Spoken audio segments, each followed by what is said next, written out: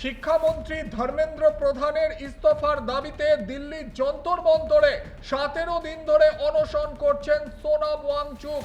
আর এবার সোনাম ওয়াংচুকের পাশে দাঁড়ানোর বার্তা মমতা বন্দ্যোপাধ্যায়ের।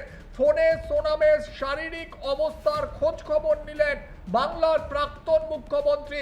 আরও একবার দর্শকদের জানাচ্ছি, ককরোচ জনতা পার্টির মঞ্চে টানা অনশনে সোনাম ওয়াংচুক। তার শারীরিক অবস্থা বেশ উদ্বেগজনক। ইতিমধ্যেই তার অনশন নিয়ে সোশ্যাল মিডিয়ায় আলোড়ন পড়েছে। এই পরিস্থিতির মধ্যে এবার পশ্চিমবঙ্গের প্রাক্তন মুখ্যমন্ত্রী মমতা বন্দ্যোপাধ্যায় সোনাম ওয়াংচুকের শারীরিক অবস্থার খোঁজ খবর নিলেন।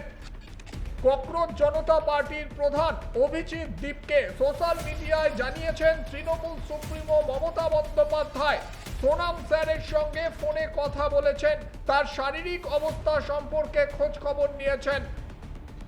জল্পনা বাড়ছে, তাহলে কি এবার সোনাম ওয়াংচুকের মঞ্চে দেখা যাবে মমতা বন্দ্যোপাধ্যায়কে? জল্পনা বাড়ছে, সোনাম ওয়াংচুক তিনি প্রতিবাদে অনশন করছেন। তাদের দাবি শিক্ষামন্ত্রী ধর্মেন্দ্র প্রধানের ইস্তফা।